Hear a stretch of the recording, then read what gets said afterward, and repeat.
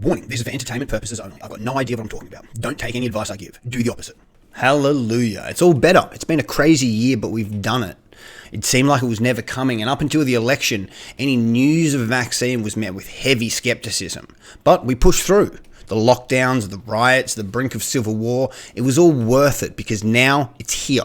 The holy grail of medicine to fix all our woes and bring us into a new age of political peace and economic growth. Oh no, it's killed her.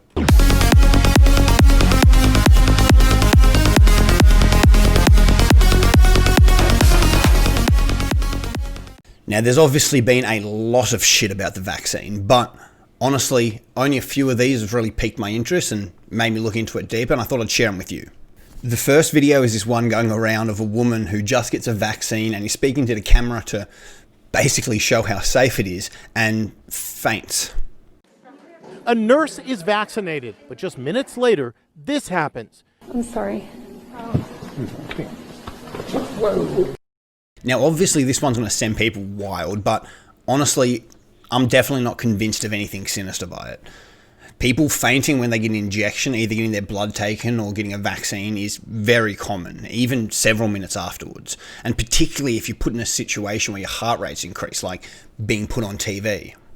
If you put a GoPro on the head of any professional doing completely safe everyday procedures, you'd see shit like this all the time. Add a camera crew, a history of fainting after injections, and the pressure and responsibility of going on camera to show people how safe this is, and I'd say the fainting is very, very explainable. The second video is the one where it looks like they're giving a fake vaccine, and while this is one of many videos of people getting shots, it's still not a great look. The video, you can see the UMC healthcare worker with his sleeve rolled up.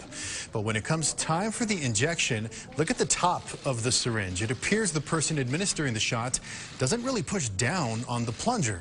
It actually looks like the plunger is already depressed. Now, once again, obviously this is stupid, but I think there's a few explainable reasons why it happened.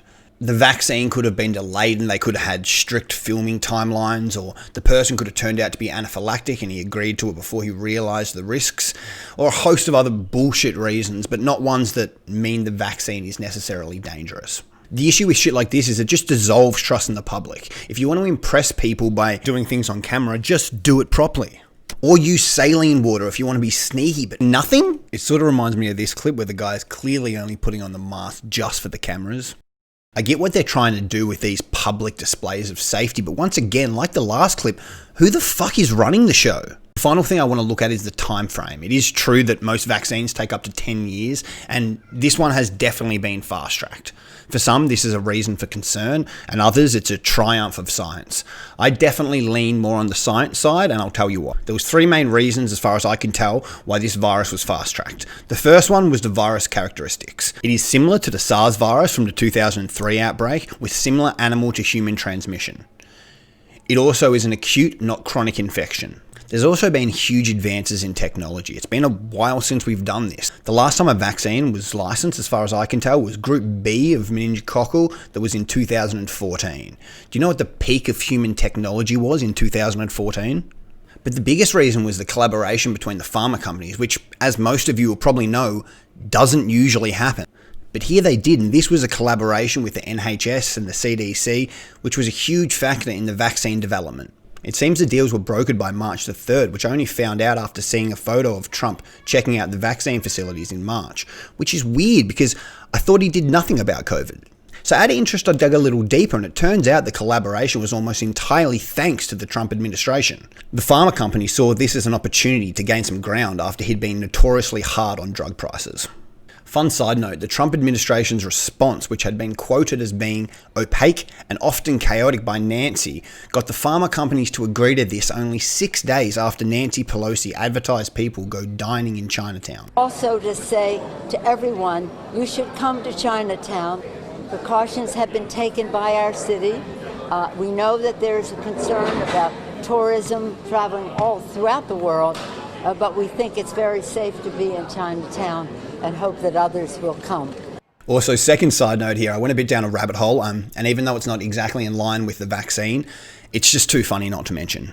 Now, I've done zero looking into hydrochloroquine, but I was surprised to see it show up on the timeline as being legitimately tested. It also was FDA approved, which was later revoked, but it definitely doesn't seem as fringe as the news made it out to be. I thought Trump was mixing and selling this stuff himself. Anyway, the funny part is, well, now I feel bad for saying it's funny, but the funny part is, there was a story going around about a man who died drinking fish tank cleaner because hydrochloroquine was apparently one of the ingredients. His wife made it clear that this was because he listened to Trump and said, and I quote, "Do not listen to this president." Well, it turns out they didn't have a great marriage, and he was a scientist, which made all of his friends doubt that he would make this mistake. She also didn't seem like one to be taking advice from old Donald, being a Democratic donor, and also one that specifically donated to Mission 314 Action.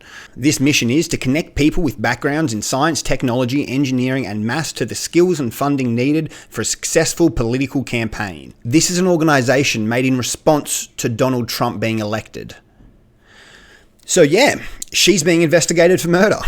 And back from the rabbit hole, overall I don't distrust the vaccine timeline, and the study seems legitimate under my amateur eye. Just in summary, there's a decent sample size and the method doesn't have any issues that I could see.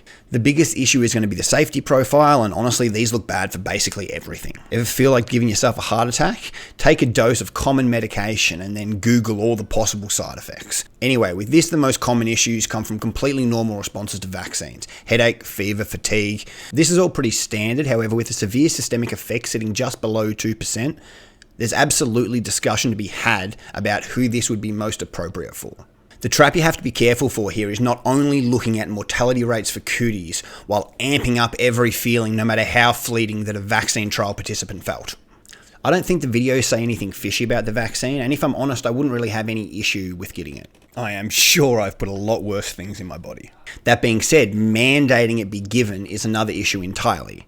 Personally, I'm not against the idea that a child has to be vaccinated for, say, polio before they go to school, which I know some people are, but that's childhood vaccination. You get them and they're done.